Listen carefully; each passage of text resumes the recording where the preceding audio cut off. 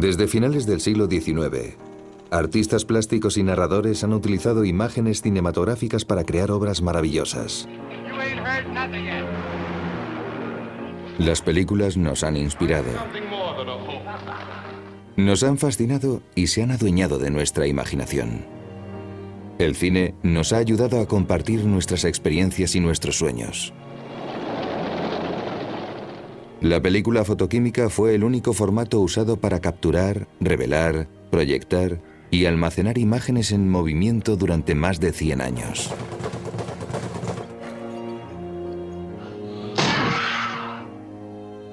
Ha sido en los últimos años cuando ha surgido una nueva tecnología que cuestiona al filme fotoquímico como referente de calidad y eficiencia. La tecnología digital está evolucionando hasta tal punto que perfectamente podría sustituir a la película como el medio principal para crear y compartir largometrajes. El documental que estamos haciendo se titula Side by Side. Se trata de un documental sobre la ciencia, el arte y el impacto del cine digital. Tras 100 años de cine fotoquímico, nos encontramos en estos momentos en la antesala de un momento crítico. En este diálogo, en esta confluencia de épocas, es algo histórico. Hemos llegado a una situación que podría suponer el fin de la película fotoquímica. ¿En qué punto nos encontramos hoy? Es emocionante porque es la reinvención de un nuevo medio. Si bien el proceso fotoquímico se ganó su lugar en nuestra cultura, ahora hemos pasado a otro nivel. ¿Cómo se usa para relatar una historia o para pintar un cuadro? ¿Dejarás de usar la película fotoquímica? No me lo tomes al pie de la letra, Keanu, pero me da que sí. Las cámaras digitales traen una nueva estética al cine y al mismo tiempo vamos a lamentar la pérdida de la película fotoquímica. Yo tengo que estar constantemente justificando por qué quiero rodar con película. En cambio, no oigo que nadie tenga que justificarse si opta por rodar en digital. Yo quería que cualquier cosa que pudiera imaginar fuese algo que pudiéramos realizar. Vi la puerta abierta a un sinfín de posibilidades que la fotoquímica no podía ofrecer. Ahora mismo es muy triste ver cámaras que graban imágenes en peor calidad y que empiezan a ganarle terreno a la película fotoquímica. Pero yo no voy a cambiar mis pinturas al óleo por ceras de colores. Habrá quien desacreditará el rodaje en digital y habrá quien no solo matará a la gallina de los huevos de oro, sino que antes la sodomizará. Si la finalidad es que lo digital sustituya a la fotoquímica, me disgustaría mucho que no se consiguiese que ambas estuvieran a la par. Ahora procesan la película digital para que parezca fotoquímica, como si fuese algo intrínsecamente mejor. Nos gusta que tenga mejor aspecto, lo cual me parece un tanto arbitrario, pues es a lo que estamos acostumbrados. La película fotoquímica es un invento del siglo XIX. Hemos llegado a la cúspide del proceso fotoquímico. Ya no se le puede sacar más jugo. Lo digital ya está aquí, pero va a seguir evolucionando y hay que participar en el proceso. ¿Quién será parte de él dictando hacia dónde ha de dirigirse? No creo que la película fotoquímica tenga futuro. Tampoco creo que nadie salga beneficiado con eliminarla del todo. Muchos seguiremos luchando por vivir la experiencia de rodar con emulsión. Realmente estamos en medio de una especie de revolución que amenaza lo establecido. Puede verse como una amenaza o una liberación en potencia.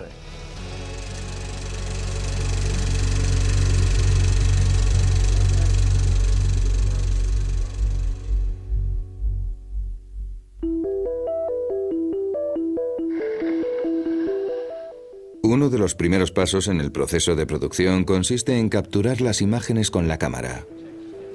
El director, los actores, el director de fotografía y todo el equipo de producción trabajan al unísono para dar vida al guión. El director de fotografía u operador jefe ayuda al director a conseguir el aspecto visual deseado de la película. Es el responsable de saber qué equipo se necesita y cómo funciona para rodar las escenas.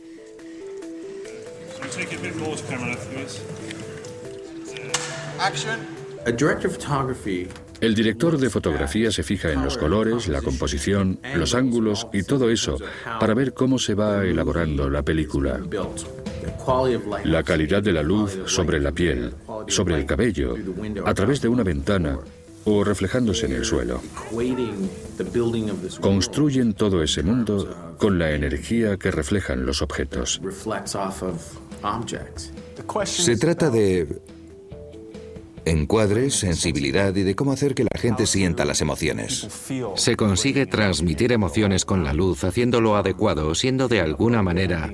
Quienes son realmente buenos hacen algo más que lo adecuado. Te dejan extasiado con una imagen maravillosamente evocadora de lo que sea que estén haciendo. Con ese nivel de artesanía, por así llamarlo, o esa pericia técnica, no puedes explicar qué van a hacer, así que han de tener cierta fe en ti.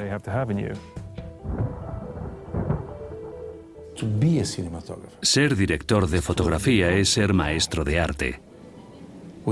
Sin duda alguna, el cine actual es una mezcla de arte y tecnología.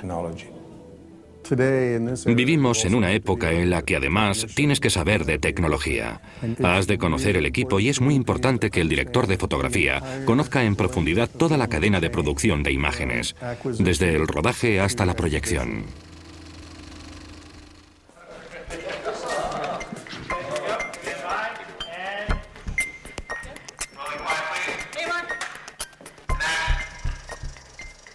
La cámara es una herramienta que enfoca y mide fotones de luz y los graba como imágenes.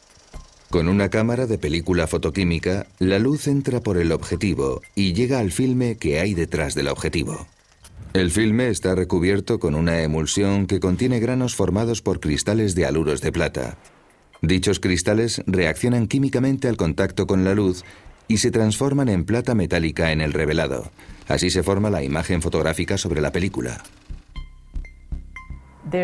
Hay algo en la textura y la estructura granulosa de la película que me atrae mucho personalmente y que además me reconforta. Me parece algo más tangible. Los haluros se abren y se pliegan y así nos dan cierta textura. Aún queda algo de granulado en la imagen que hace que resalten los brillos y da a los oscuros más matices y personalidad.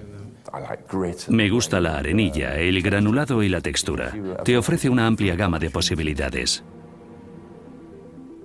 El proceso de trabajo en soporte fotoquímico básicamente supone coger toneladas de metraje, cargarlo en el chasis y eso te permite rodar cosa de 10 minutos por rollo de película.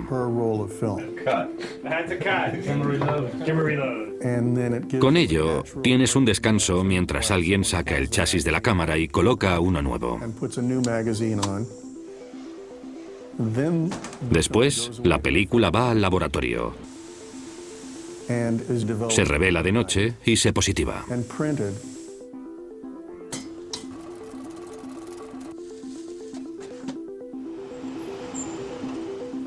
Y luego, al día siguiente, ya puedes ver el copión. Fue muy divertido durante muchos años porque éramos los genios del plató. Por eso nos encantaban los copiones diarios. Íbamos todos, actuábamos, poníamos la iluminación, hacíamos lo que fuese. Nos maravillaba. Y después todo el mundo daba la jornada por terminada y a la mañana siguiente volvía del laboratorio y exclamábamos: «Vaya, mirad qué tenemos». Era algo mágico. El director de fotografía era un mago. Era el único que seguramente sabía lo que iba a salir en la pantalla al día siguiente. Y eso te daba mucha autoridad y poder. Hace falta tener fe al rodar con película. Y si hay algo de romántico en ello, es cuando vuelve el copión y todo el mundo está emocionado por ver qué ha salido. No me gusta cómo puede traicionarte el copión. No me gusta rodar una escena y que te fascine cierta actuación para que de repente la escena se desenfoque en una pantalla de más de 7 metros, sabiendo que no hay forma de poder recuperar eso. Lo que no me gustaba de la película fotoquímica es la sensación de quedarte siempre a medias. Te preguntas, ¿teníamos algo? Ya no me acuerdo. Como si no acabáramos nunca porque no se puede ver. Es como pintar un cuadro con las luces apagadas. Pero el director de fotografía te lo iba diciendo. No es que no haya luces, es lo que tengo en mi mente. Lo tiene en mente, muy bueno. Pero soy yo quien maneja la cámara, elige el objetivo y valora las interpretaciones. Una cámara digital no usa película. En su lugar, tiene un sensor electrónico o chip situado detrás del objetivo. El sensor se compone de millones de minúsculos elementos de la imagen o píxeles para abreviar. Cuando la luz atraviesa la cámara, entra en contacto con los píxeles y produce cargas electrónicas individuales. Estas cargas se miden y se convierten en información digital que representa a la imagen. El granulado en la película fotoquímica no para de moverse, por lo que el resultado es un poco borroso. Mientras que con los píxeles es algo finito, preciso y exacto.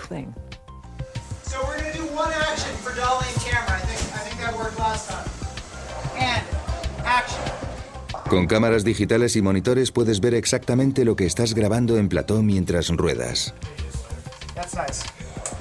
A diferencia de las cámaras analógicas, no tienes que esperar un día para ver lo que has grabado. Ya no hay copiones que tardan un día. Ahora la copia es inmediata.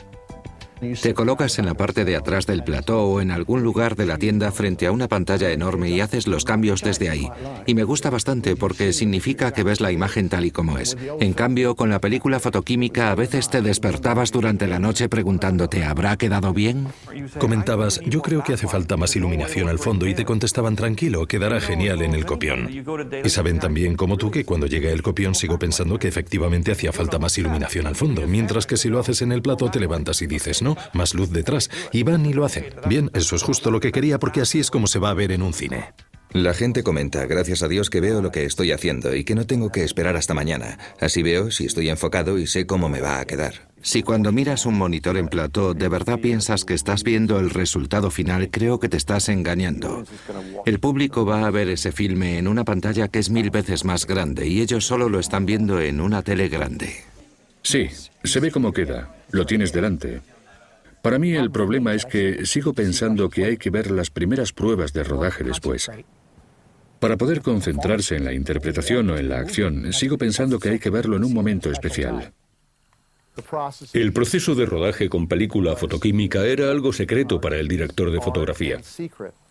Hoy en día, en el rodaje digital, está ahí la pantalla del director de fotografía y todo lo que hace se puede ver, criticar y cuestionar. A veces es algo muy destructivo. He trabajado con un par de actores que insisten en ver cómo queda cada toma. Aún no logré convencerlo de que no lo hiciera, porque le cohibía mucho en su actuación. Claro. Y estoy convencido de que lo que hacen todos es mirarse el pelo. Uno de los grandes placeres de ser cámara es que la gente, los ejecutivos y los productores, se creen que saben actuar, que saben escribir, que saben dirigir, pero son conscientes de que no saben rodar. Si se ponían pesados podías decirles, ahí tienes el metraje, hazlo tú. Y así se callaban, pero ahora están empezando a pensar que saben filmar. Ya no es como antes. Hay directores de fotografía que se hicieron directores de fotografía porque les encantaba ese punto de brujería. Les encantaba cuando el director les preguntaba, en esa esquina, ¿vamos a poder ver eso o se va a quitar? Y ellos decían, espera a mañana, va a ser increíble, te va a encantar. Estas cosas me han pasado. Me he sentado a ver el copión y me he dicho, con parte del trabajo de Darius Khondji en Seven flipabas. Pero luego, el mismo número de veces lo veías y decías, ¿pero qué cojones es eso? Ahora con las cámaras digitales todo el mundo puede ver exactamente cómo va a quedar todo. Esto te cambia la manera de iluminarlo. Incluso puede que cambie tu actuación porque se crea un sentimiento diferente. Nos da más campo para ser creativos. Eso es emocionante. Para mí eso es lo revolucionario de las cámaras digitales. En 1969, en los laboratorios Bell, en Nueva Jersey, George Smith y Willard Boyle crearon el dispositivo de acoplamiento de carga y así se creó el primer chip CCD. One of the things that makes the CCD unique is its ability to perform specialized functions, such as acting as a camera. The image that you see on the TV screen of both of us is being produced by this small CCD camera, which is directly in front of us here. A principios de los años 70, después de visitar los laboratorios Bell, Sony empezó a invertir y desarrollar productos que utilizaran la tecnología CCD. Akio Morita fue el fundador de Sony, estaba enamorado de Hollywood y soñaba con diseñar una cámara electrónica que pudiera crear imágenes que fueran iguales, si no mejores, que las películas de 35 milímetros. A mediados de los años 80, Sony sacó sus primeras cámaras de vídeo de uso doméstico con calidad CCD. En los 90, las cámaras pequeñas con definición estándar empezaron a grabar digitalmente. La primera vez que se usaron en el cine fue cuando las adoptó el movimiento Dogma 95 surgido en Dinamarca. ¿Puedes hablarnos un poco de la primera vez que te pasaste a lo digital? La verdad es que fue por casualidad porque creamos el llamado Dogma 95. Fijamos algunas normas y una de ellas era que había que grabar en el académico 35 milímetros. Y luego alguien dijo que además tenía que grabarse con cámaras de mano. Y entonces yo dije, en ese caso se puede usar vídeo. Y fue justo en la época en la que empezaron a aparecer estas videocámaras. Anthony Dodd Mantel era el director de fotografía que grabó la primera película Dogma, Celebration, de Thomas Vinterberg. Entonces, ¿el atractivo de las videocámaras digitales era también su ligereza? ¿La forma en que se podían mover? Te contaré cómo pasó. Salía de un partido de fútbol en Copenhague y yo tenía una Sony PC3, que resultó ser la cámara con la que acabé grabando Celebración. Recuerdo que vi una multitud de hinchas cruzando el campo de fútbol, con un telón de fondo industrial. Había niebla y bruma. Quedaba un poco gótico. Estaba aprendiendo a usarla. La saqué rápidamente y grabé un momento de inmediatez un tanto extraño. De ligereza e inmediatez. Miré a la imagen y pensé, madre mía, lo increíble de esa cámara es que pude captar eso. 2 meses después estaba grabando Celebración con estas pequeñas cámaras porque quería ser uno de los protagonistas de Celebración. La combinación del movimiento, la actividad, el movimiento emocional de esa cámara probablemente definiría el lenguaje visual de esa película, aparte de los actores, la redacción y el magnífico guión.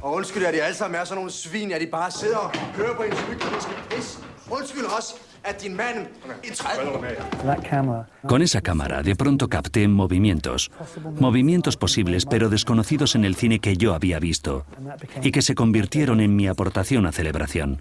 La trascendencia de Celebración, al igual que otras muchas películas de la época, fue el replantearse completamente el aspecto técnico del rodaje. Hizo que la gente rodase películas por pura creatividad. Puso de relieve que el mecanismo de rodaje solamente está al servicio del creador.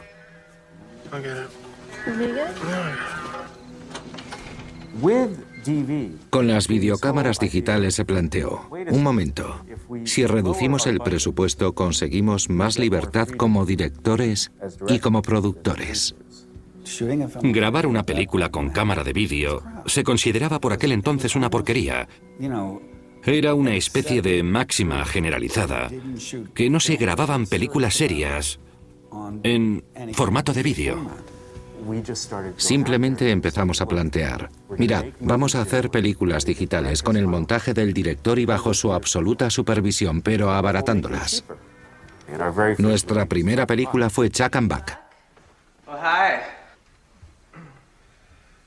Can I get you some to drink? Oh, no. That's all right. Iba con miedo a ver las pruebas de rodaje. Really? Oh, I like ice cream. Pensaba, madre mía, esto parece de aficionado. De hecho, mucha gente comentaba lo confuso que era todo. Recuerdo cuando lo presentamos en Sundance. Tenían un miedo terrible a que la reacción fuese, pero si se ha grabado en vídeo, la presentación digital no se acercaba ni de lejos a lo que debía ser el sustituto aceptable de la película. Gracias al porno, los documentales y las imágenes de los telediarios, tenías una imagen del vídeo que te llevaba a pensar. Es como si estuviera en la habitación con ellos. Madre mía, ¿esto está pasando de verdad?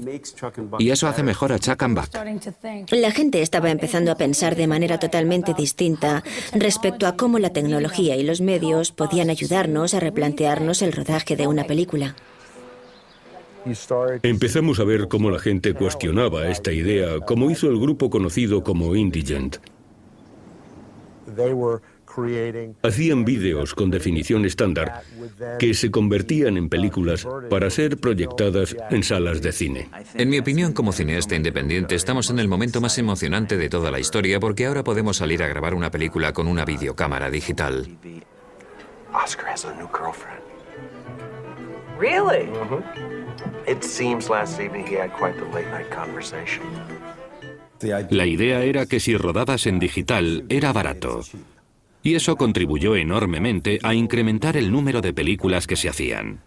Recuerdo que mi primer año en Sundance recibimos 225 películas en total para la categoría de ficción. Y unos años después se multiplicó por 10. Volviendo a Sundance o a los estrenos de Indigent, te decían, está bien para ti, que eres independiente, pero esto no es cine, esto no es... Fue algo grandioso hacer una película con videocámara, llevarla a Sundance y ganar los premios a Mejor Director y Mejor Película con Intimidades. La propia película de Gary, Tadpole, se vendió por una enorme cantidad de dinero y todos cuantos participaron en ella sacaron tajada con la venta. Y entonces fue cuando surgió la idea de, un momento, se puede rodar en digital y conseguir prácticamente la estética de una superproducción. Y ahí empezó todo el debate. Habrás oído que a finales de los 90 la película era el referente. ¿Cuáles son tus herramientas? Era degradante. Y daba miedo. Fue una bofetada para mí. ¿Cómo que una bofetada? Me refiero a que me han ovacionado y casi crucificado por la misma frase. Yo tuve bastante claro lo de pasarme al entorno digital por el material que podía almacenarse en la cámara. La cantidad de material que podías tener en la cámara era indiscutible. Puesto que yo buscaba otra forma de trabajar con los actores, aquello era crucial. Imagino que para ti sería una liberación en lo referente a tu trabajo con los actores, tomas más largas. Sí, ya sabes, Keanu, que lo máximo eran 10 minutos. Ni siquiera llegaba a los 10, eran 9 y pico. Y cuando ese chisme se pone a grabar, subyace una especie de sensación de que es algo muy valioso, lo cual añade cierta tensión.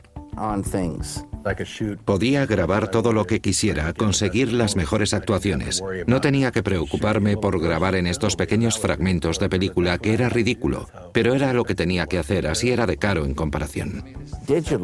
En el entorno digital, con un chisme pequeñito tienes 40 minutos y puedes poner en marcha la cámara, hablar con el actor y luego ponerla de nuevo en marcha.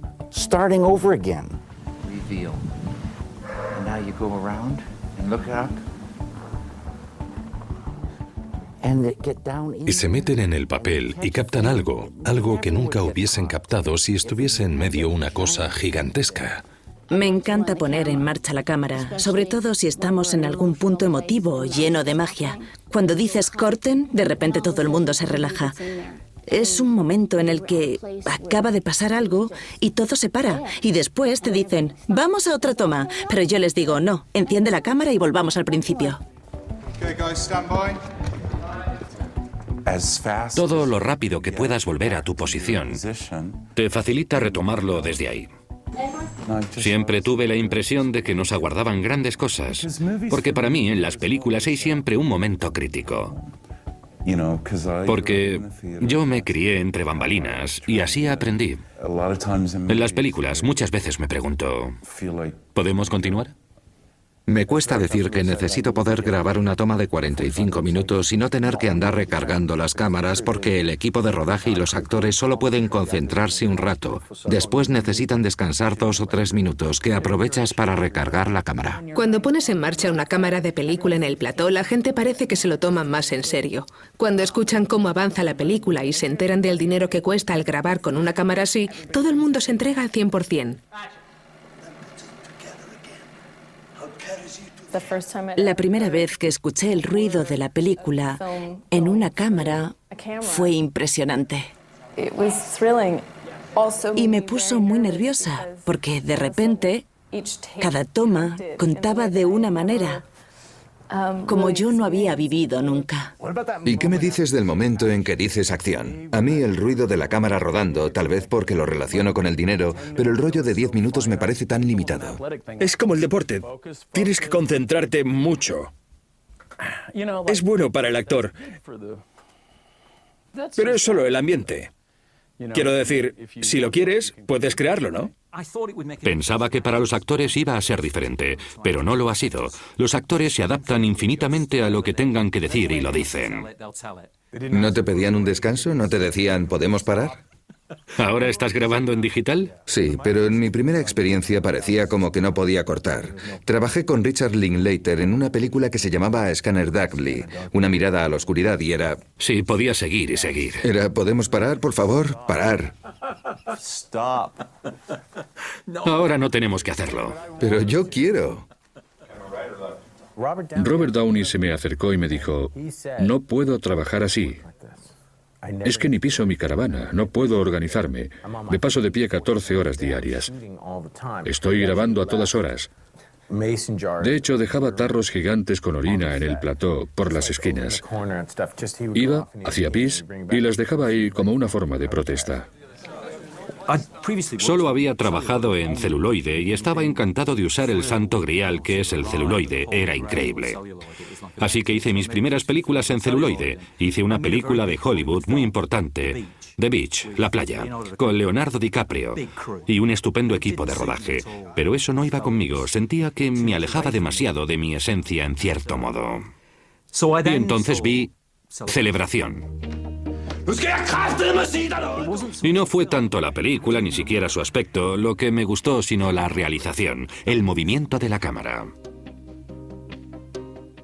Así que me puse en contacto con quien la rodó, Anthony Dodd Mantel, y le dije, tengo la sensación de no estar haciendo lo correcto. ¿Podemos hacer algo juntos en digital? Realmente no sabía lo que estaba diciendo con ello. Para mí era una nueva palabra. Y cogimos el guión de 28 días después y la rodamos con cámaras de vídeo.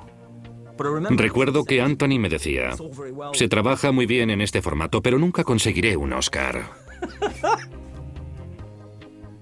Había una secuencia al principio en la que el personaje, Cillian Murphy, deambulaba por un Londres desierto. No habríamos podido hacer la película en película de celuloide porque tendríamos que haber parado el tráfico y no teníamos dinero para ello. Lo que hicimos fue detener el tráfico un instante. Como teníamos estas cámaras, pudimos poner 10, puesto que son tan baratas. Y así pudo andar por el centro de Londres en una zona determinada y grabar con 10 cámaras. Así que solo tuvimos que parar el tráfico unos minutos y sacamos 10 tomas. Esto suponía una ventaja enorme. Yo colocaba cámaras por ahí, pero no al buen tuntún ni mal puestas. Quería controlar todos los ángulos y más o menos sabía dónde era mejor, dónde se iban a usar. Dicho lo cual, puedes dejar que graben un rato y al ser digitales algo sacarás. Si tienes una toma general con una figura pequeña, estamos hablando de solo 2 o 3 píxeles. Es decir, ahí no había nada, solo color. Desde el punto de vista de la calidad, si lo comparas con una copia exacta sobre una película, el filme sería infinitamente superior. Podrías rodar ilegalmente y a escondidas sin que la gente se enterase. Podrías hacer cosas fuera de lo común y así podías interrumpir el ritmo de la película que se ha mantenido desde que empezó y que los equipos de rodaje han captado. Me encanta esa libertad que te da. Le cogí el gusto entonces y supe que una vez que rodáramos esa secuencia, la tendría lista para trabajar. Era lo que quería trabajar. Hace que el trabajo del montador sea extraordinario porque ellos a menudo tienen que abrirse paso entre montones y montones de material. En los años 70 y 80, las empresas de electrónica empezaron a trabajar en soluciones para suplir el montaje de películas. Durante más de 100 años, el montaje implicó cortar físicamente y pegar trozos de película. Cuando entrabas en una sala de montaje, veías que lo tiraban a la cesta de recortes, sacaban la película, la miraban en la moviola e iban juntándola así. Recuerdo los guantes blancos, eran increíblemente rápidos. Buscaba el fotograma. Y a veces al hacer el empalme te sangraban las yemas de los dedos, así que había sangre nuestra en la película. Lo que quiero decir es que nos costaba mucho y ahora basta con pulsar una tecla. Los primeros sistemas de edición usaban múltiples discos magnéticos, grabadoras y discos láser para almacenar y leer las películas digitalizadas. La mayoría de estos sistemas eran enormes y muy costosos. La primera cosa que realmente lo cambió todo creo que fue la máquina de edición digital, que suponía que las pruebas de rodaje debían convertirse de película a cinta, y ahí empezó todo. Pusimos en marcha un sistema de edición de fotografía que era totalmente digital. El primer Edit Droid estuvo operativo en 1980 y finalmente le vendimos el sistema a Avid. A finales de los años 80, Avid había desarrollado la edición digital hasta el punto de convertirla en un sistema informático económicamente rentable y compacto. La primera vez que vi el Avid en una demo, la imagen era uniforme y pequeñísima. Y dije, esto va a ser estupendo cuando consigan una buena calidad de imagen dentro de 5 años o cosa así. ¿Por qué no probarlo en el Avid? Yo también fui uno de los primeros en usarlo. Me gusta abalanzarme sobre lo desconocido. Recuerdo que en El paciente inglés de repente miré a la imagen y exclamé, oh no, ¿cómo voy a hacer yo algo así? Cuando trabajo con montadores mayores, a menudo hablan de que cuando empezaron a entrar en escena los ordenadores, que se resistían a usarlos porque no estaban familiarizados con ellos.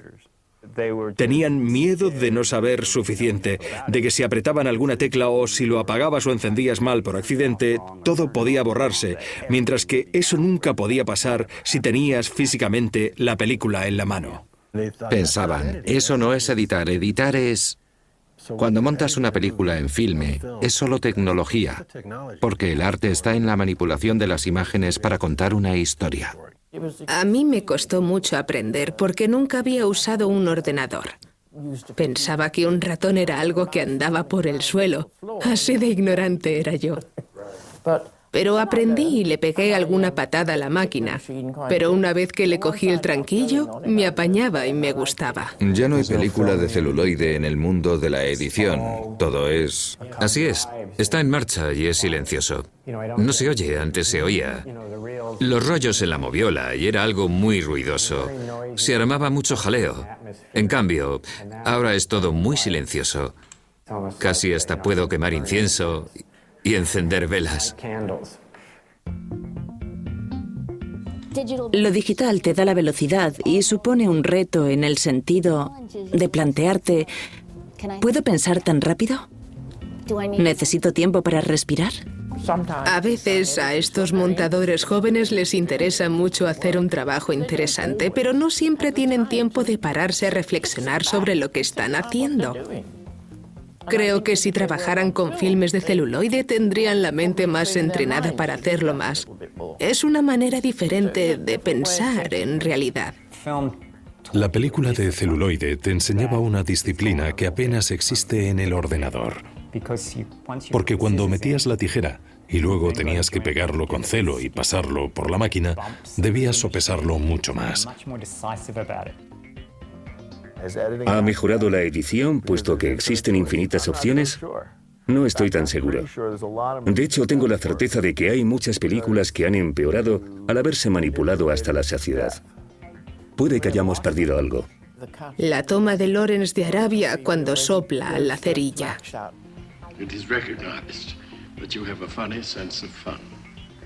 Eso en el guión era un fundido.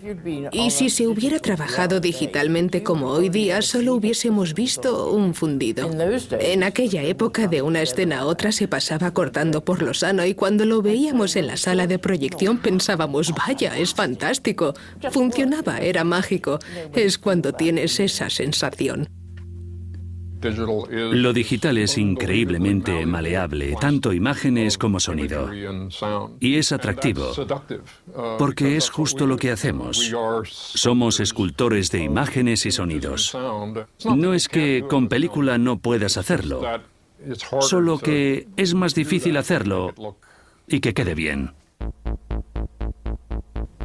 Mientras la tecnología digital seguía evolucionando, las imágenes creadas por ordenador iban apareciendo con cada vez mayor frecuencia en las películas. Los efectos especiales o efectos visuales han sido parte integrante del cine desde sus orígenes. Trucos de cámara, técnicas de iluminación, complejas maquetas y procesos de laboratorio. Se ha usado de todo para transformar la realidad y mejorar la experiencia cinematográfica. En muchas películas se muestran cosas que no puedes salir a grabar. Luego esas imágenes han de crearse de algún modo. Para ser supervisor de efectos especiales hay que comprender una gran variedad de diferentes aspectos del mundo que nos rodea en cualquier momento dado. También tienes que entender la física que rige el contacto de la luz con diferentes superficies. Tienes que entender de animación, de cómo ha de moverse la gente, de cómo se mueven diversas criaturas. Hay que ser artista y técnico a la vez, y esa es una combinación interesante. En sus orígenes, cuando se hacían efectos en los primeros 100 años, se hacían con maquetas y cámaras analógicas. Y tenían muy limitado lo que podían hacer.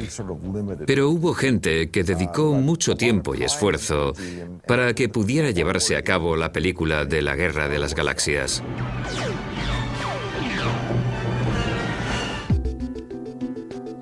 Cuando empecé a hacer esto hará 22 años, aprendí en un entorno físico. Había un escenario con miniaturas, cámaras, iluminación, de todo. Lo bueno de hacer cosas reales es que tenías que poner los 5 sentidos y plantarte allí con otras 3 personas a criticar un modelo o hablar de lo bien que quedaba algo bajo iluminación real, lo cual resultaba muy satisfactorio. Y toda esta fotografía acababa en una positivadora al final. Es un aparato muy grande que comprime y une capas de película y crea nuevas exposiciones de película, de modo que puedes combinar varias capas de imágenes en la imagen definitiva, que es la que se va a ver en el cine. El departamento de efectos especiales se dedicaba literalmente a hacer sándwiches con trozos de película, unos encima de otros, lo que hacía que se degradasen bastante. En 1978 acabábamos de terminar la Guerra de las Galaxias. Habíamos hecho algunas tomas digitales que eran muy burdas, como el diagrama de la Estrella de la Muerte y cosas por el estilo. Conocía a mucha gente que estaba trabajando en el terreno digital. Así que creamos un departamento informático y creamos Pixar Computer para ILM. I'm right now in one of our 3 computer rooms that we have here at ILM. And what we have here are thousands and millions of cycles of computing power going by every single second. Yo fui el revulsivo, o al menos puse todo mi empeño en ILM con este grupo de diseñadores gráficos que teníamos.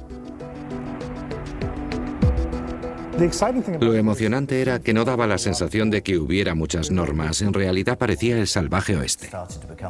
Empezó a ser posible escanear la película fotoquímica y pasar la película al ordenador para así poder realizar cambios. La grandísima ventaja de digitalizar tu película era que no se estropeaba nada. Una vez digitalizada, solo hay unos y ceros, y siguen siendo unos y ceros hasta el final del proyecto. Lo digital cobró relevancia en lo que atañía a los efectos especiales. El primer paso por el sistema informático eran con los efectos especiales. Se trataba de usar tecnología digital para hacer realidad ciertas visiones. Puedes coger un trozo de película y convertirlo en números. Puedes manipular esos números y volverlos a incluir en la película. No hay límite en cuanto a lo que podrías hacer. Se abre ante ti un mundo lleno de posibilidades. Nuestra primera imagen real totalmente digital fue para El secreto de la pirámide. Teníamos un personaje hecho de vidrio, pero el vidrio debía parecer real, no un diseño gráfico de ningún tipo. Tardamos 6 meses en realizar 7 planos. Fue muy complicado, pero fue alucinante que consiguiésemos hacerlo en ese tiempo. George siempre fue muy avanzado con lo digital. Había algo en la comunidad de artistas de efectos especiales que te hacía sentir cómodo casi desde el principio.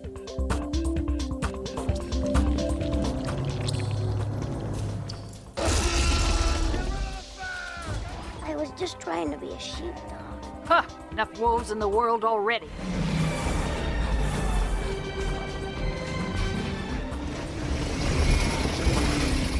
Seguíamos rodando con película fotoquímica.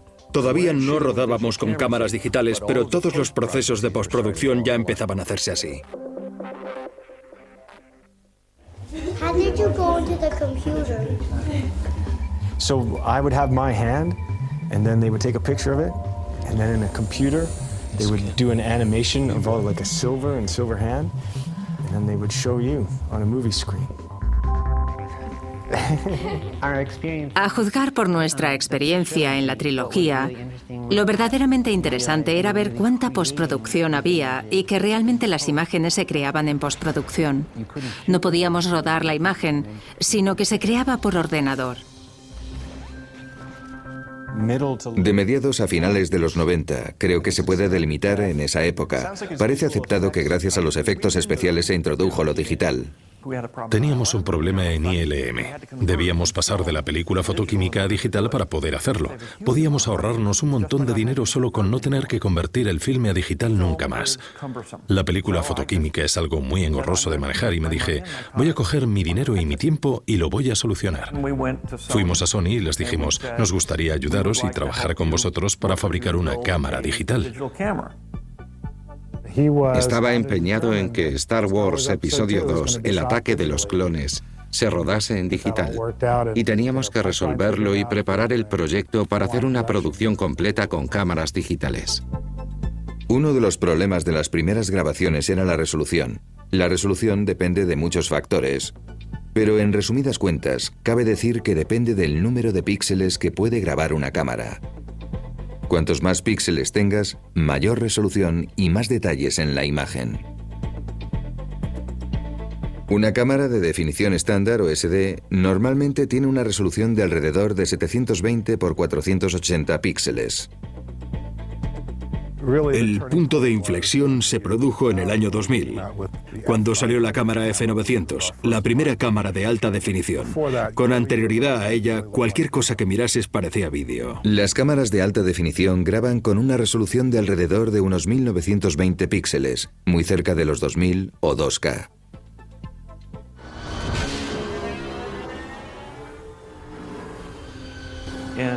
En 2002 hicimos Star Wars Episodio 2, El ataque de los clones. Fue la primera película de envergadura que se rodó en alta definición. Lo que George hizo en esta película de la saga Star Wars fue coger una cámara experimental de alta definición y usarla en un largometraje ejemplar. Aquello era impensable por entonces. Significaba poner patas arriba a la comunidad cinematográfica entera y, lo que es más, poner patas arriba al cine. Fue un momento de enorme división para mucha gente de Hollywood. Se indignaron y organizaron una gran reunión donde dijeron que yo era el diablo en persona, que iba a destruir la industria, que iba a destruir todas sus obras, que esto era algo inferior. Dijeron, dice que ha grabado El ataque de los clones en digital, pero es mentira. Sabemos que en realidad usó cámaras analógicas y que no está rodando en digital. Está mintiendo a todo el mundo. Cuando salió la F900, las imágenes que hacía eran sorprendentes. No creo que se tratara en absoluto de una cámara cinematográfica. Durante los primeros años no me parecía que grabar en digital o reproducir en digital fuesen lo mismo. Siempre se decía, ¿ves? No se nota la diferencia, pero yo sí que la notaba. Somos los primeros en reconocer que la F900 no se diseñó como una cámara de cine. Claro está que George Lucas afirmó tras el rodaje de la Guerra de las Galaxias que jamás volvería a rodar en soporte fotoquímico y eso provocó bastante revuelo en Hollywood. La tecnología digital y las cámaras digitales parecían amenazar la manera de pensar y de trabajar de la gente. Hacer cine es un arte, y al cineasta tradicional le parecía que estábamos destrozando el arte. Solían decir, ¿por qué vais hacia atrás? Pero hay mucho que decir sobre la necesidad de retroceder para coger carrerilla y luego saltar hacia adelante. Recuerdo que George Lucas dio una conferencia para todo el mundo hará 10 años en un rancho de San Francisco y que cuando todos se pusieron en contra, alegando que lo digital acabaría con el arte en el cine, él respondió, es solo una herramienta más. Y es la verdad. Cuando la gente vio el experimento de George Lucas dijo, no funcionará. Eran muy cerrados de mente. Vamos a esperar 10 años para adoptarlo, decían. Pero yo no iba a esperar tanto y les dije, voy a seguir a Obi-Wan, él sabe por dónde se anda, sabe en qué momento estamos, siempre lo sabe. Sé que esto es el principio de algo importante y quiero estar ahí cuando pase. Pero la imagen era penosa. La imagen no estaba tan mal, aunque no era tan buena como en la película fotoquímica. Ahora bien, me permitió hacer cosas que no podría haber hecho con película fotoquímica. Cogí mi libro de Sin City y pensé, ya sé cómo rodarlo, lo voy a rodar en digital, va a quedar igual que en el libro. I'm staring at a goddess. She's telling me she wants me. Sin City no existiría si la hubiese rodado en fotoquímico. Ni siquiera me habría planteado hacerla. Pude hacer cosas que impulsaron el arte. La tecnología promueve el arte y el arte impulsa la tecnología. Sin City salió y sacudió a la gente como un terremoto porque no se hacían idea de lo que estaban viendo. En vez de esconderme y esperar a que se calmara, acabé creando algo y la gente se dio cuenta de que aquello era posible. Yo estaba alucinado con la riqueza que tenía. No lo sabía, parecía imposible. El sistema ha mejorado en cuanto a la corrección del color y el espacio del color. Después de rodarse la película, de editarse y añadirse los efectos especiales, un colorista o corrector de color hace los ajustes necesarios en el laboratorio del aspecto que se quiere dar a la película. En el método fotoquímico tradicional se revela el negativo y se positiva. La corrección de color se remonta a la época en que solo existía el blanco y negro. These scenes show the darkroom operations of the laboratory in the old days.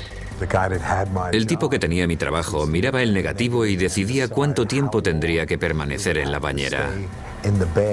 If at first it wasn't right, dunk, dunk again. Así pues, era cuestión de tiempo.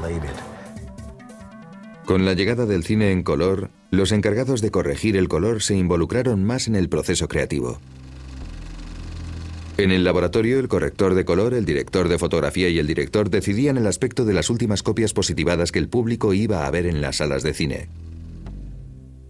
Los únicos ajustes que se podían hacer fotoquímicamente eran el equilibrio de colores entre rojo, verde y azul, y el brillo.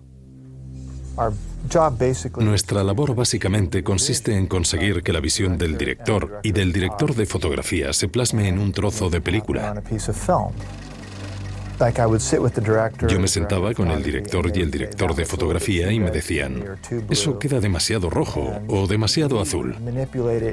Y lo cambiábamos mentalmente hasta donde quisiéramos corregirlo, haciendo diferentes versiones hasta hallar ese equilibrio. Los correctores de una película tienen mucho que ver con la intuición. Ya. Era duro, muy duro. Requería mucho arte y mucho trabajo. Esa gente realmente se esforzaba mucho hasta conseguir lo que querían. Todavía me siento muy, pero que muy frustrado con el proceso de corrección del color. Vas hablando a la vez que está en marcha e intentas sincronizarte con los cortes mientras comentas. No sé, me ha parecido un poco azulado o algo así. Y el tío intenta anotar el fotograma mientras pasa, pero no puedes parar. Eso me parece una locura. La corrección digital del color comenzó a utilizarse para piezas cortas como anuncios y vídeos musicales. Yo solía hacer montones de vídeos musicales. Conseguimos hacer algunas de las imágenes visuales más locas y rompedoras. Constituía una habilidad increíble entrar en una habitación como esta y manipular algo para crear imágenes que la gente no había visto nunca antes. La corrección digital del color empezó a sustituir a los métodos fotoquímicos tradicionales de etalonaje o ajuste del color. Mi trabajo consiste en asegurarme de que los creativos consigan cuanto desean. Que el director de fotografía consiga la gama o el contraste que busca y, por supuesto, que el director le dé el sentimiento que desea a la película. Debo asegurarme de que podamos verles los ojos a todos los actores y toda la emoción que quiera mostrar. Ahora puedo empezar a construir lo que llamamos ventanas o viñetas. En cada ventana puedo cambiar la tonalidad que quiera. Si quiero poner esos árboles a la izquierda, puedo coger el color que quiera de los árboles y aislarlo. Y ahora puedo cambiar esos árboles al color que desee. El director de fotografía y el director vienen y nos pasamos un par de semanas graduando el color de la película, dándole el look deseado para que quede bonita o como ellos quieran que se vea. Estoy convencido de que podría hacer casi cualquier cosa que me pidieras dentro de lo razonable. ¿Quién inventó este proceso? Era la misma tecnología que la gente usaba en los vídeos musicales para crear esas imágenes tan chulas. Simplemente lo que ha ocurrido es que en los últimos 10 años ha evolucionado y se ha modernizado mucho. Oh Brother fue realmente la primera película en la que cada fotograma tenía efectos especiales. Todos pasaron por el corrector de color digital para adecuarse al aspecto que buscaban. Así que fue el primer internegativo digital realizado. Todo empezó porque estaba Roger Dickey sentado en la sala y me dijo: no puedo conseguir lo que quiero en fotoquímico porque cada vez que corrijo el color y pongo ese dorado, se me va el azul del cielo. ¿Qué puedo hacer? Yo creo que queda algo amarillento, ¿no? Los árboles son más marrones. Así que vino a hacer las pruebas. De hecho, estuve con él y se lo mostré. Básicamente lo que se puede hacer es modificarlo todo en la imagen excepto el azul del cielo. Y bueno, llevaban una especie de monos con el mismo azul. Pero a todo lo demás, como los árboles verdes que no están en la gama que quieres, podemos reducirle la saturación y ponerlo en un tono ocre. Así que todo surgió por necesidad del aspecto buscado para esta película. Pero a la gente le gustó y comentaba: vaya, eso me vendría muy bien. Y fue haciéndose cada vez más popular. La corrección del color en fotoquímica es un proceso muy frustrante, es muy burdo, apenas puedes hacer nada. De ahí lo bueno del internegativo digital. Puedo rodear con un círculo lo que quiero y puedo poner una cara más roja o resaltar el fondo. Aquello parecía el paraíso. Me decía: es increíble, puedo hacer cualquier cosa para arreglar esta película. Al mirar atrás, a los inicios, lo que me parece más interesante de cómo experimentamos muchos directores de fotografía el paso de la película fotoquímica al mundo digital en busca de un mayor control sobre la imagen para poder manipularla más, es que resulta que ahora tenemos menos control. Porque una vez que pasamos el negativo o el producto a alguien, cualquiera puede manipularlo después. Quien corrige el color tiene indudablemente un papel importante en el resultado final. Yo soy el que tiene que pulsar las teclas para que la película adquiera un aspecto determinado. Sí, yo sigo unas directrices, pero también hay mucho de mi propia intuición para tirar para adelante y que vaya en una dirección concreta. Soy la última persona que lo toca. Al principio había divergencias entre directores de fotografía y coloristas porque pensaban: este tío no debería decidir el aspecto de la película, soy yo quien lo decide. Pero hoy en día lo bonito es que formamos un equipo. Yo pensaba que esto podía quitarnos poder a los directores de fotografía, pero tu trabajo como director de fotografía es hacerlo lo mejor que puedas hasta el final, y yo creo que ellos harán todo lo posible para estar presentes en el etalonaje digital y supervisarlo para que la visión que pretendían desde un principio se plasme. En Gangs of New York me ofrecieron hacer un internegativo digital. Pero como todo se había construido expresamente para nosotros, lo que salía en pantalla era exactamente lo que queríamos. No tuvimos que hacer el internegativo digital para cambiarlo todo. Yo siempre intento conseguirlo con la cámara, la iluminación, los filtros y los objetivos, pero no después con el etalonaje digital. De acuerdo que si tienes una historia especial en la que necesitas cambiar la realidad para esos casos, el internegativo digital es fabuloso, porque puedes hacer lo que quieras con la imagen, lo cual puede ser genial, puede ser maravilloso. Una vez que ya hemos corregido el color digitalmente, hacemos un nuevo negativo y se hace una copia del mismo. Después comparamos la copia con la información que tenemos poniéndolas juntas y ajustamos la copia para que coincida con los datos, para que así la copia tenga exactamente el aspecto que debe. ¿Cómo te sientes cuando haces todo el trabajo, ya lo tienes impecable y después vas a tener copias que han quedado perfectas y otras que... O sea, una vez que ya lo has creado, ¿debes distanciarte un poco? Sinceramente, cuando vas al cine y ves la copia en la que has estado trabajando durante semanas, en cada sala se ve diferente. Depende del nivel de luminosidad que tenga cada proyector. En fin, hay tantas posibles variables. En última instancia, el auténtico autor de una película es el proyeccionista. El sonido puede estar alto o bajo, puede que veas la cabeza del actor o no, porque puede cortártela con la ventanilla equivocada porque está ocupado. Tiene cosas que hacer. Cuando se proyecta una película puede que un rollo salga azuloso o otro pardo por culpa de la luminosidad del proyector, pero hay que disfrutarlo también porque es parte de la película. Yo siempre me llevo una gran decepción cuando veo una copia de la película. Me deprime porque no está nítido, no tiene definición, o se mueve, o está sucia. Lo odio. Yo hago un esfuerzo tremendo. para que las imágenes queden igual que las que tengo en mi cabeza. Las creo y tengo el resultado final en la cámara. Pero, ¿qué pasa después? La calidad de la película fotoquímica en el cine es espantosa. En Hollywood todo el mundo te dirá, no está tan mal, hasta el cámara, pero porque nunca van al cine y lo ven en sala. Titanic estuvo tanto tiempo en cartelera que las copias estaban destrozadas. Literalmente se caían a pedazos del proyector. Nos esforzábamos por conseguir mayor calidad en las salas de cine. Y de ahí salió la idea de que si fuese digital se vería genial. No habría rayas ni rotos.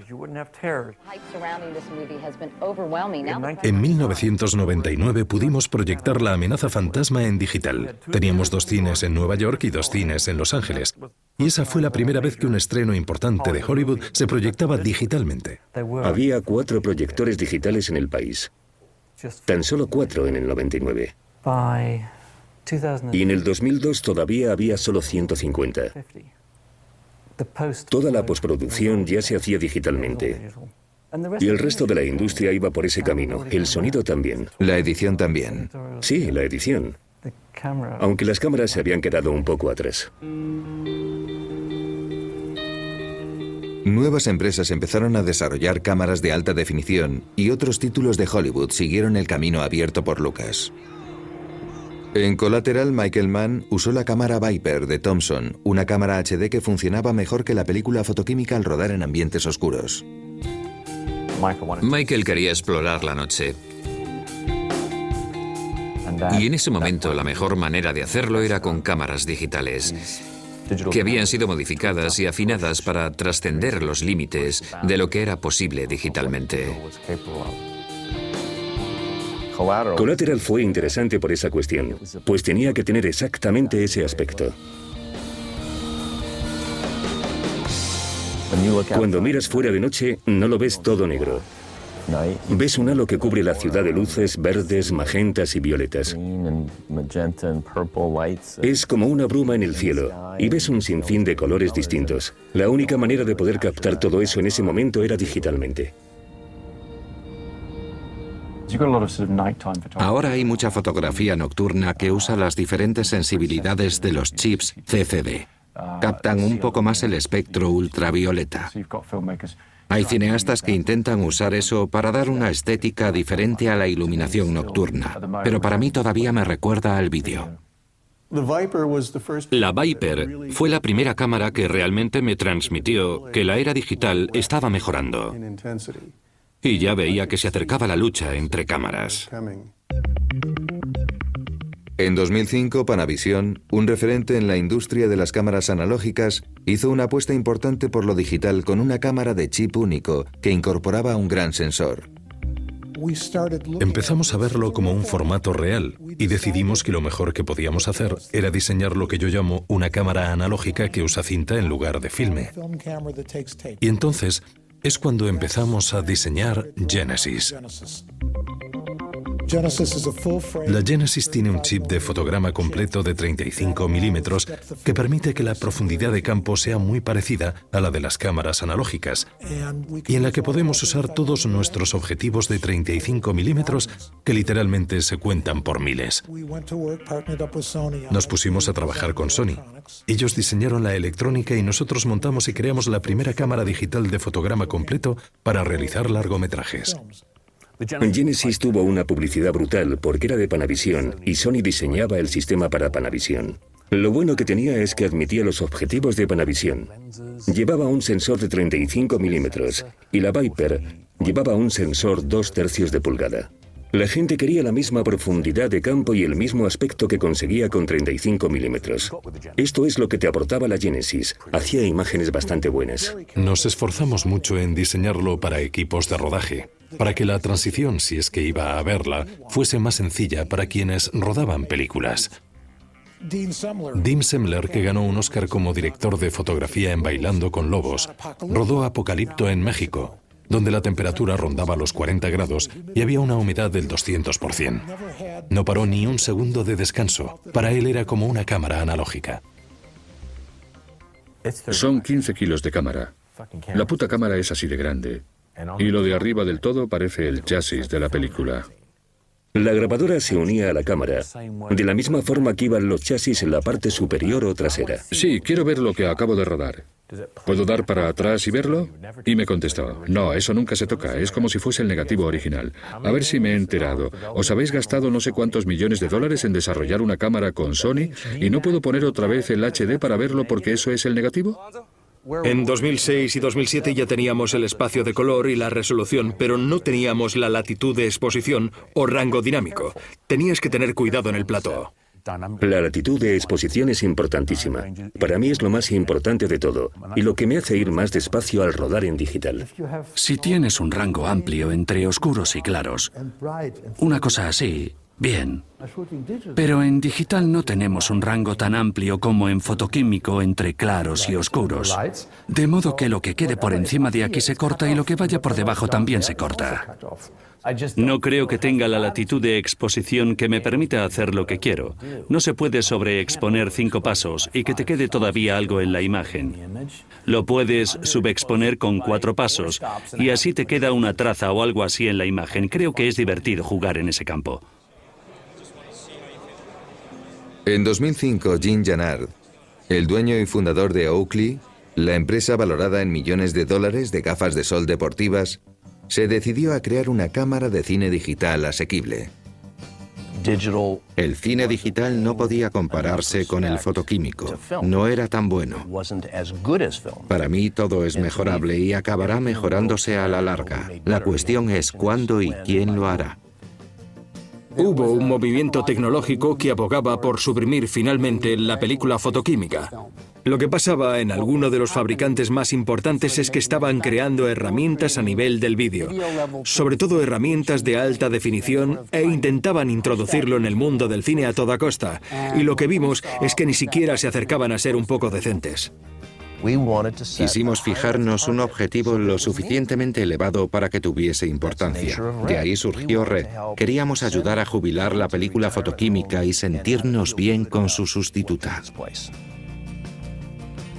En 2007, la Red One estaba disponible para el público.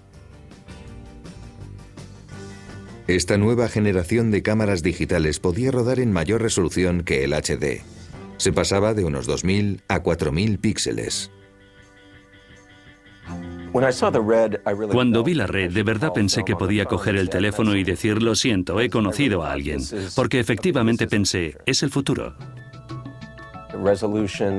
La resolución, la curva, la manera de ver la luz. Sentí que era algo nuevo e insistí en rodar Che, el argentino, con ella. Lo digital al principio era muy malo, todo el mundo lo sabía. Luego salió la cámara Red, que era un poquito mejor que sus antecesoras, y por lo menos era más barata. Vale, sí, era más barata, pero no era lo suficientemente buena y yo mismo sufrí sus limitaciones. Bueno, tenía sus problemillas. De vez en cuando se colgaba, por decirlo suavemente. Era un ordenador, y la Red ignoró todo lo que tenía que ver con los cuerpos de las cámaras analógicas normales. Ellos fabricaron lo que pensaban que estaba bien. Incluso con las historias de guerras, de pasar calor y tenerle que poner hielo encima y todo eso, nada me molestaba porque lo que me daba era muy positivo. En este caso, no tener que cargar con los chasis arriba y abajo por desfiladeros, días enteros a 40 grados, y poder rodar en una tarjeta flash y cambiar los chasis en 15 segundos, simplemente eso ya fue una maravilla para nosotros. Dio como resultado una película mejor. Me gusta mucho lo que Jim Jannard está haciendo. Me encanta la filosofía de esa empresa y me encanta que no tengan límites. Es como, venga, vamos a arremangarnos, vamos a dejarnos la vista, pero vamos a solucionar esta mierda. La Red One pesa 4 kilos y si le pones un objetivo son 6 kilos. En la red social me acerqué y le dije, tengo que grabar en estas barcas tan pequeñas con el espesor de una patata frita y no puedo meter 6 kilos de cámara en un lado porque volcará.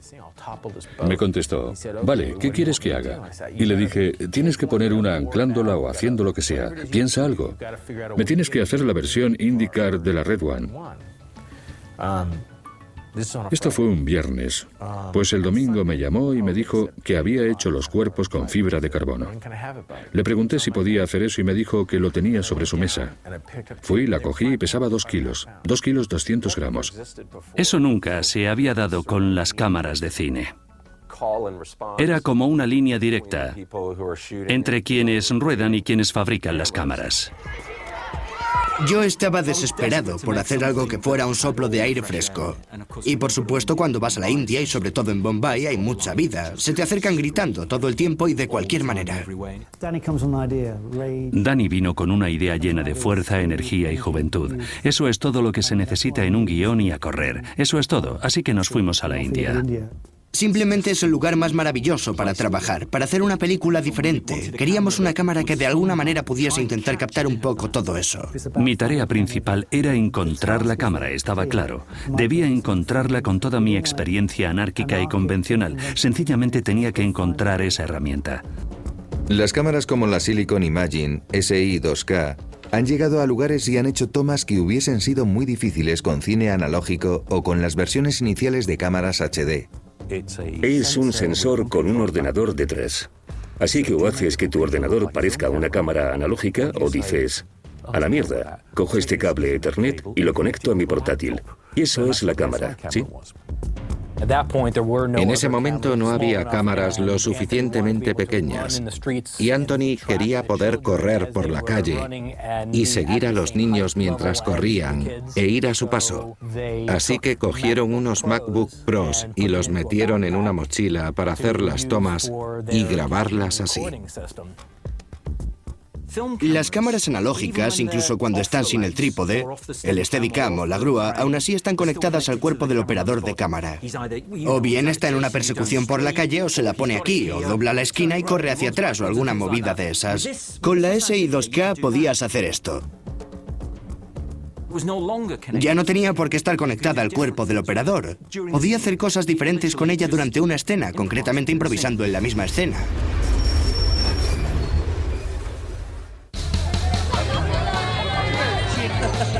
En 2009, Slumdog Millionaire consiguió el Oscar a la mejor fotografía. Era la primera vez que se galardonaba con un Oscar una película rodada casi íntegramente con cámaras digitales. Tienes un Oscar. ¿Esa película hizo que ahora la mayoría acepte mejor el vídeo y lo digital? El éxito de Slumdog Millionaire entre la crítica y el público simboliza una época.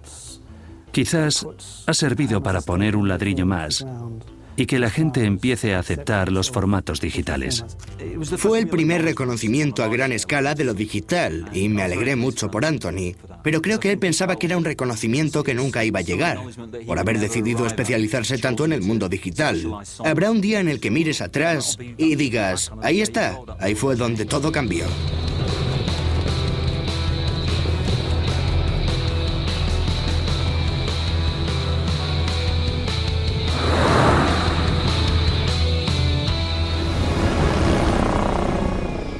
Avatar iba a ser mi siguiente película después de Titanic. Ya empecé a pensar en el 3D en el 99. Supe en ese preciso instante que solo se podía grabar en 3D y que el futuro de rodar en 3D era digital. Empezamos a experimentar poniendo 2 cámaras HD una junto a otra. Los resultados me parecieron bastante chulos. Y entonces Vince Pace y yo construimos el sistema de fusión de cámaras con el que rodamos Avatar. Decidiste poner una cámara aquí y otra encima. Y unir las dos, porque desde el punto de vista estereoscópico necesitas que haya 2 imágenes, ¿no? Correcto. Uno de los problemas que teníamos con las cámaras más grandes es que si querías ponerlas una al lado de la otra como tus globos oculares, no se podía poner esas cámaras físicamente en la misma posición, se chocaban. Así que pusimos un espejo reflector que nos permitiese solapar los 2 sistemas de la cámara.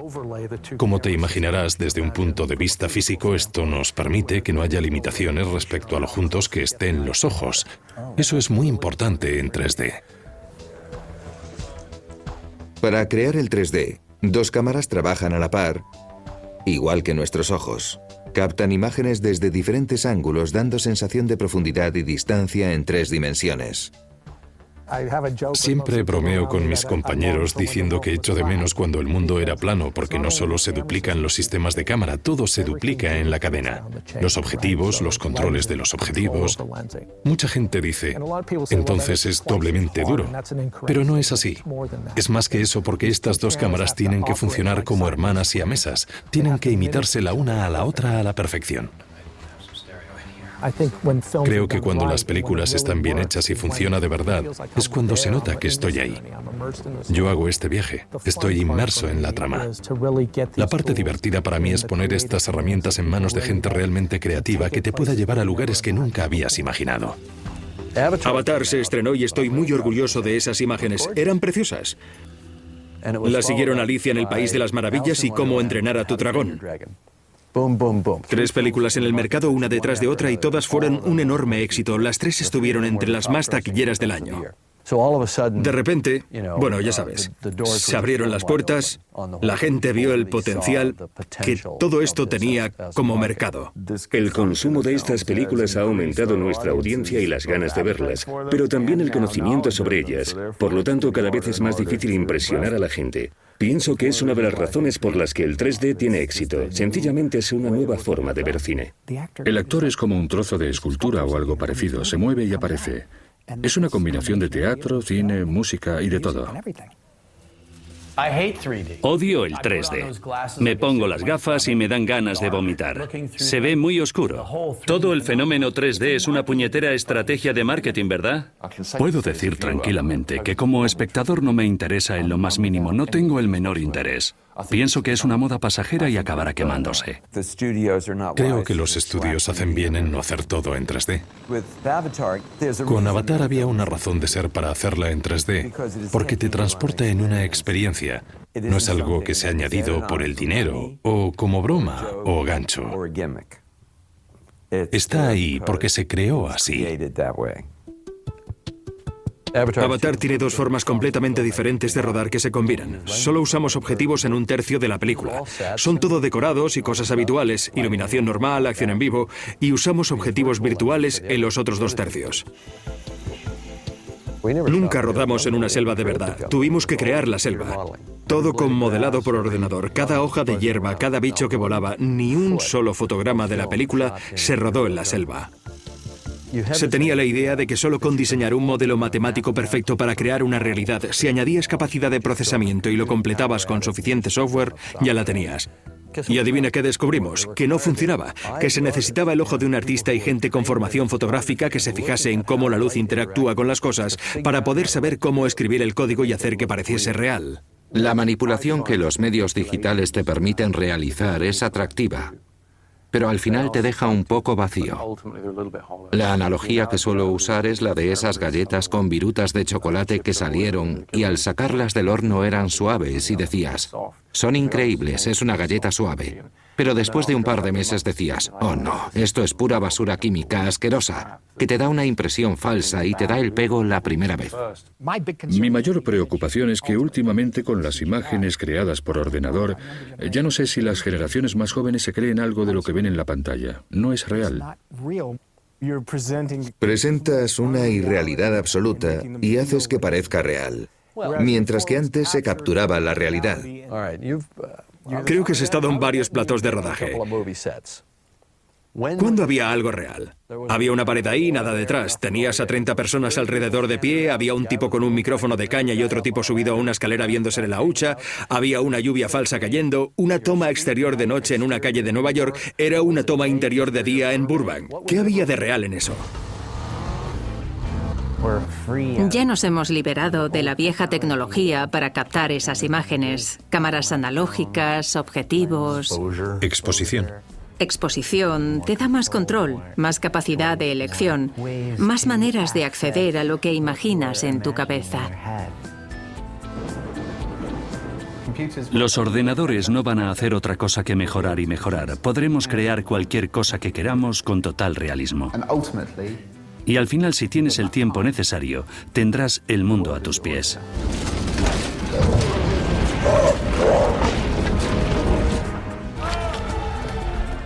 Hemos tenido que intentar superar la imaginación del público, hacer cosas que nunca habían visto, y cada año tiene que ser más y más real. Los artistas y los cineastas están constantemente intentando aumentar la cantidad de espectáculo y surrealismo. Eso nos coloca en una posición en la que arte y tecnología se unen como nunca antes lo habían hecho. Eso es lo estupendo de la tecnología digital. Logra doblar todo lo que había cada 2 años. Una vez que has elegido tu camino, ya todo es muy sencillo. Todo es una cuestión de tiempo porque lo digital seguirá mejorando. Los fabricantes de cámaras como Red, Arri y Sony y otros están constantemente desarrollando nuevos productos y siguen avanzando en latitud de exposición, resolución y color. Me encanta que estos fabricantes compitan entre sí para hacer buenas cámaras, para que sean más pequeñas, más rápidas, más baratas y con mejores sensores. La latitud de exposición de la cámara digital hasta hace unos pocos años se había limitado a un máximo de 10 pasos. Pero no tienes ese problema en la Epic o la Alexa. La latitud de exposición es mucho mejor de lo que estaba acostumbrado con una cámara digital. Arri hasta mediados de los 90 fue totalmente analógica, pero vimos que la tecnología digital había madurado hasta tal punto que empezamos a invertir en tecnología digital. El sensor que usamos ahora en la cámara Alexa nos permitió ofrecer una cámara que podemos anunciar con orgullo como una cámara con las características de una analógica. La Alexa mantiene todo lo que nos entusiasmaba de hacer cine con bajo presupuesto, pero añadiéndole la calidad de las texturas de la película fotoquímica. Mantiene esa familiaridad con el espacio de color. La única razón por la que me interesaba tanto usar la Alexa es porque la fabricaba Arriflex y había oído que era como rodar en analógico pero con formato digital. Si me presionan para rodar en digital, puedo usar la Alexa y probablemente obtenga buenos resultados.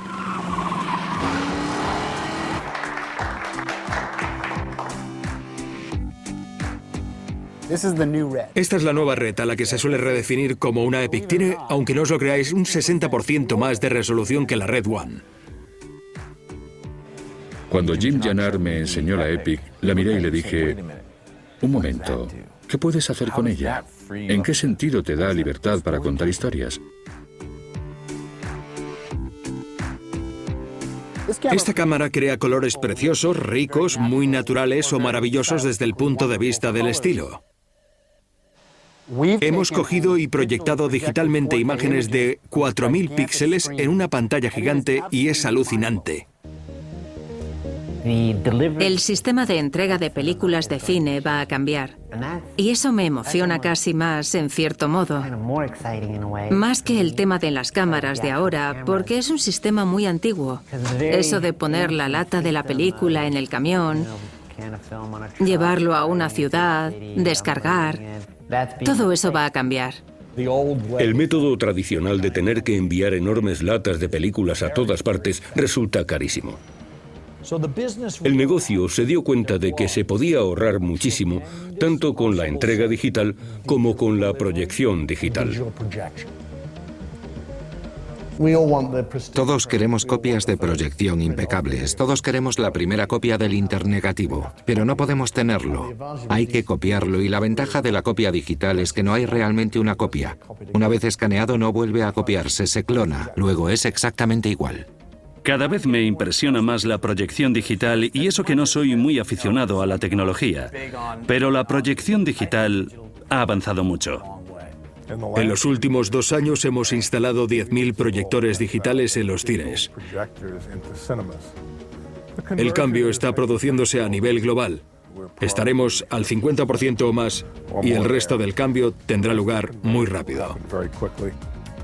Se producen películas preciosas, pero esto no ha hecho más que empezar.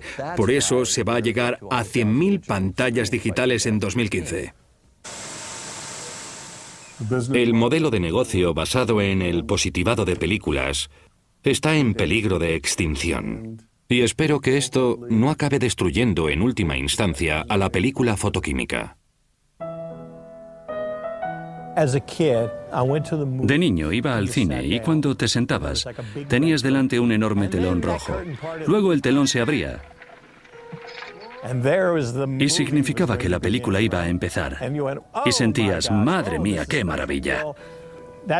Bueno, esa es la imagen que guardo de mi niñez. Ya no es algo tan especial, es otra cosa. De alguna forma el cine era la iglesia del siglo XX. Todo el mundo entraba en aquella enorme sala oscura, se sentaba y recibía una gran cantidad de información sobre cómo vestir, cómo actuar, cómo portarse con las mujeres, cómo ser un héroe.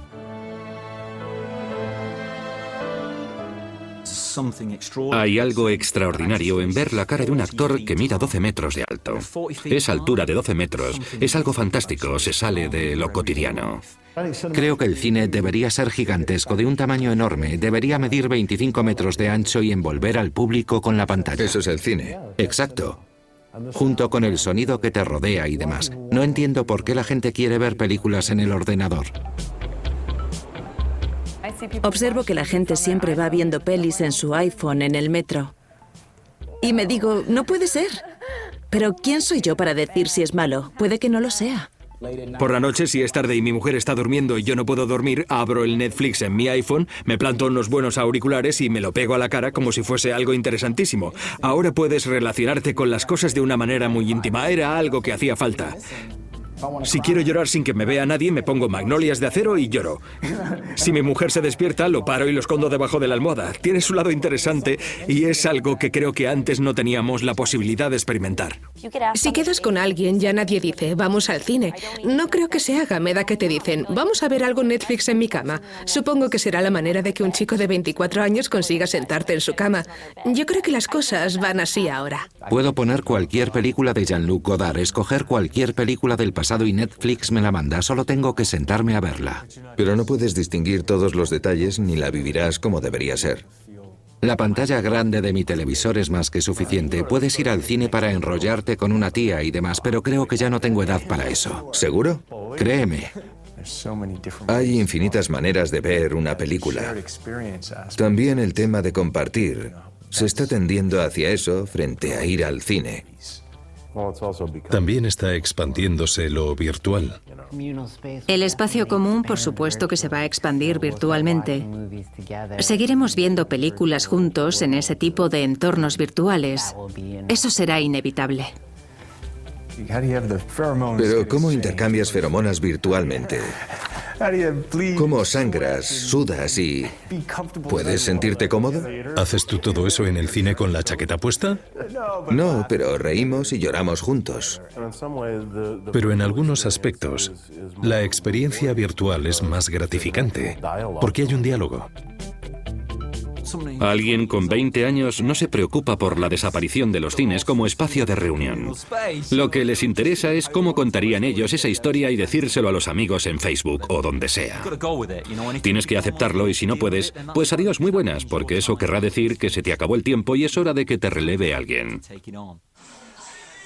Los chicos de 30 para abajo han visto innumerables imágenes digitales en sus ordenadores y televisores y eso. Para ellos es su película. Yo tenía fe en que estas pequeñas cámaras traerían una especie de revolución al estilo de a la mierda la vieja escuela de cine. Vamos a hacerlo nosotros mismos. Hay mucho talento y cosas que podrían liberarse si hubiese menos respeto. Todo el mundo interpreta la realidad o lo que ellos creen que es la realidad a través de una imagen, a través de un objetivo. Y hay gente, hay chavales que lo hacen muy bien, te lo digo yo. Sin la cultura del vídeo digital, no creo que nunca hubiera hecho nada de todo esto. Yo llegué como guionista y siempre pensé que necesitabas tener ciertos conocimientos. Básicamente pensaba que tenías que ser un tío que supiera manejar las cámaras para hacer este trabajo. Creo que me hubiese dado miedo ponerme a manejar una cámara gigante con 15 técnicos de iluminación. Así pude experimentar haciendo películas de una manera más íntima, que era lo que yo necesitaba. ¿Qué hay de las 5 de las cámaras digitales reflex de objetivo único? Estas cámaras se diseñaron a petición de las agencias AP y Reuters para que sus reporteros que hacían foto fija pudiesen rodar vídeos de noticias para sus páginas web. Eso es todo. Después la gente empezó a comentar, uy, me gusta cómo queda, voy a usarlo. Y puede que quede bien, pero me espanta que se usen como cámaras de cine. ¿Por qué? No son lo suficientemente buenas. Pero son baratas y la gente puede hacer películas. Si yo hubiese estado en una escuela de cine y me hubiesen dado una Canon 7D o Canon 5D, hubiera sido maravilloso. ¿Con qué vas a rodar esta noche? Con una 7D. Es mi película para el segundo año de posgrado.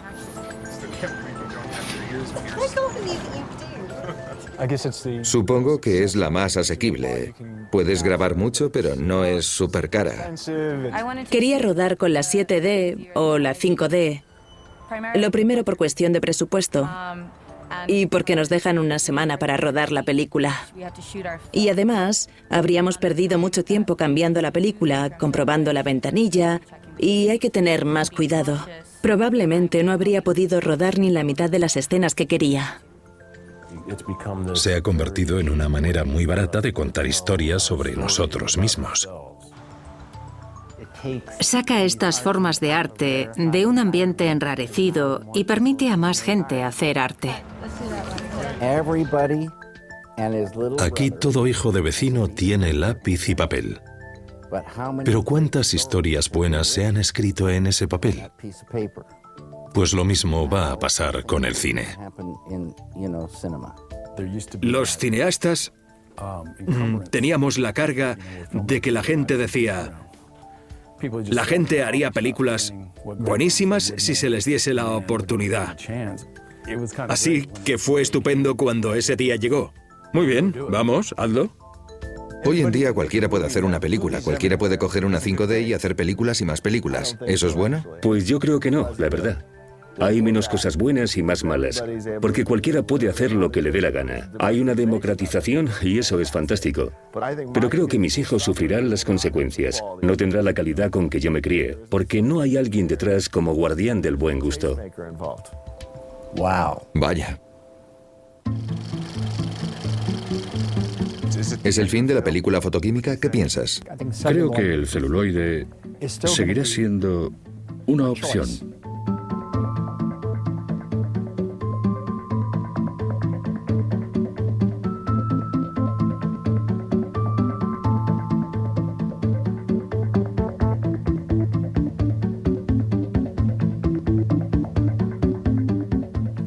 La transición empieza cuando alguien ofrece una nueva opción, pero acaba cuando se desecha la antigua. Y no creo que técnicamente estemos preparados aún para hacerlo.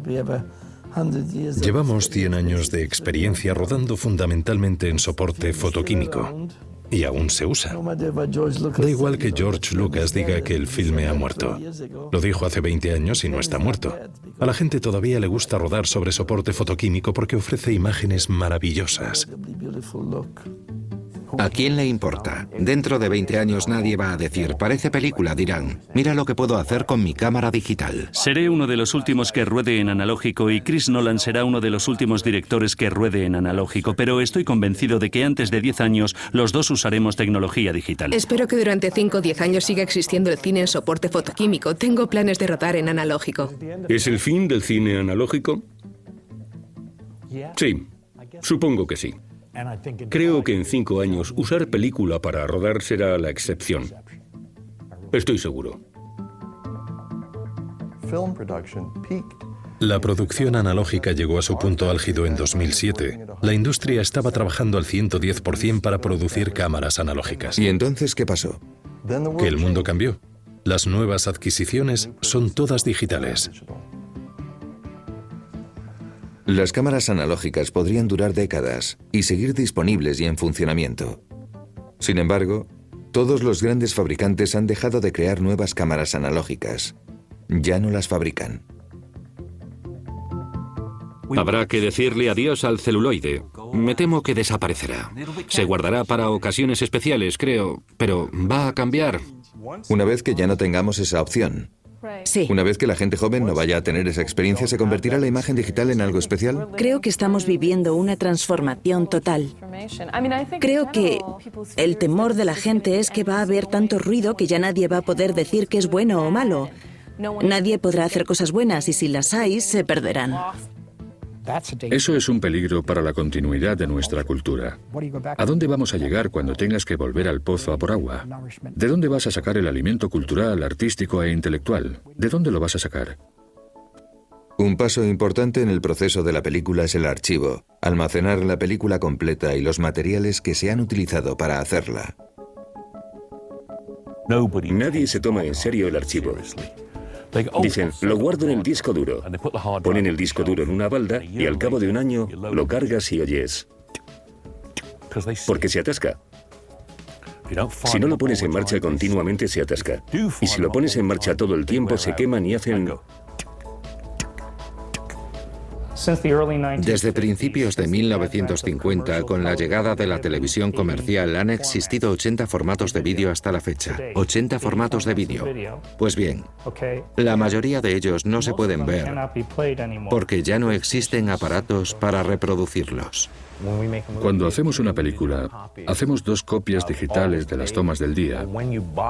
Cuando las empaquetas para que las guarden, también tienes que meter un lector. Tengo archivados formatos en cinta de vídeos, musicales y anuncios que hice en los años 80. Pero no hay máquina que los pueda reproducir. No hay formato para archivar con el que se pueda guardar todo que valga la pena en el mundo digital. Hay todo tipo de problemas. Es algo que aún no tiene solución. La única manera de asegurarse de que una película o cualquier cosa con una imagen en movimiento vaya a durar unos 60 o 70 años a partir de ahora, curiosa o irónicamente, es guardándolo en celuloide.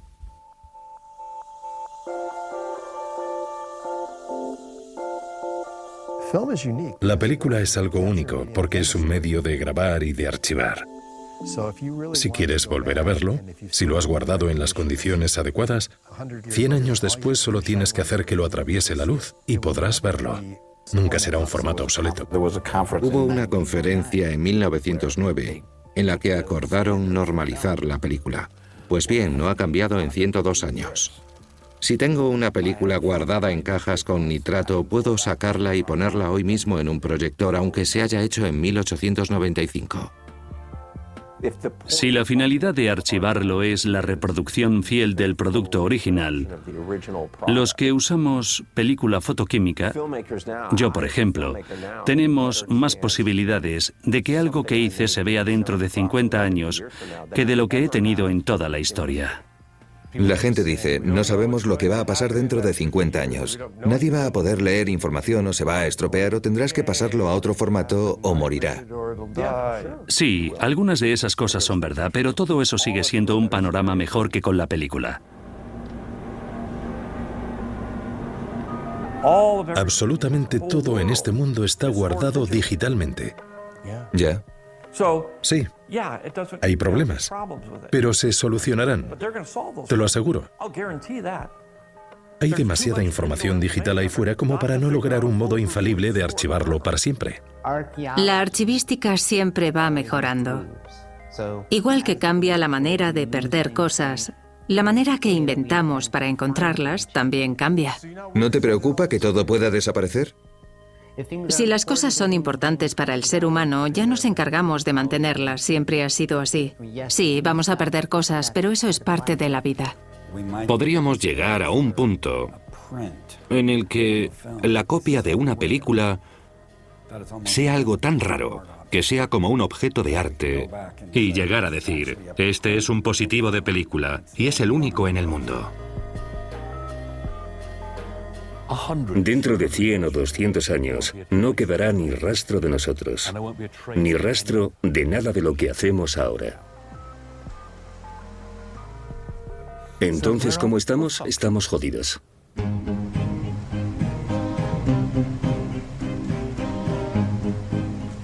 No creo ni por un segundo que las imágenes digitales o la tecnología digital pueda acabar con la narrativa de la humanidad, porque la narrativa en sí misma es un tema sagrado para el ser humano.